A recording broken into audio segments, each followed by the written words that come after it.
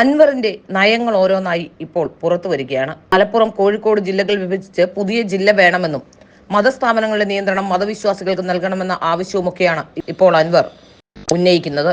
മലപ്പുറം മഞ്ചേരിയിൽ ചേർന്ന പൊതുസമ്മേളനത്തിൽ PV അൻവർ MLA തന്റെ പുതിയ പാർട്ടിയുടെ നയപ്രഖ്യാപനം നടത്തി.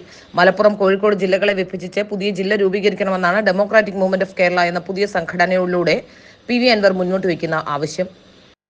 ജനാധിപത്യ സോഷ്യലിസ്റ്റ് നയത്തിലൂന്നിയാകും DMK പ്രവർത്തിക്കുകയെന്നും അൻവർ വ്യക്തമാക്കി. പ്രവാസികളുടെ വോട്ടവകാശം, ജാതി സെൻസസ് എന്നിവയ്ക്കായി പോരാടും. രാഷ്ട്രത്തിന്റെ ഐക്യമാണ് സംഘടനയുടെ ആവശ്യമെന്ന് പറഞ്ഞ അൻവർ മലബാറിനെതിരെയുള്ള അവഗണനയ്ക്കെതിരെ പോരാടുമെന്നും കൂട്ടിച്ചേർത്തു. വന്യമൃഗങ്ങളുടെ ആക്രമണത്തിൽ മരിക്കുന്നവരുടെ ബന്ധുക്കൾക്ക് നൽകുന്ന നഷ്ടപരിഹാരം 10 ലക്ഷത്തിൽ നിന്ന് 50 ലക്ഷമായി വർദ്ധിപ്പിക്കണം. മനുഷ്യമൃഗ സംഘർഷങ്ങളെ തുടർന്ന് കർഷകർക്കെതിരെ എടുത്ത കേസുകൾ പിൻവലിക്കണം. തൊഴിലില്ലായ്മ വേതനം സംസ്ഥാനത്ത് 2000 രൂപയായി ഉയർത്തണം. വിദ്യാഭ്യാസ മേഖലയിലെ മാറ്റങ്ങൾക്കായും അൻവറിന്റെ DMK ആവശ്യപ്പെടുന്നുണ്ട്. സർക്കാർ സ്കൂളുകൾ അധ്യാപകർ സ്വന്തം കുട്ടികളെ സർക്കാർ സ്കൂളിൽ പഠിപ്പിക്കാൻ തയ്യാറായില്ലെങ്കിൽ അവരുടെ ശമ്പളത്തിന്റെ 20% BPL വിദ്യാർത്ഥികളുടെ ഉന്നമനത്തിനായി മാറ്റിവെക്കണം. വിദ്യാഭ്യാസ വായ്പകൾ എഴുതിത്തള്ളണമെന്നും അൻവർ പുതിയ പാർട്ടിയിലൂടെ ആവശ്യപ്പെടുന്നു.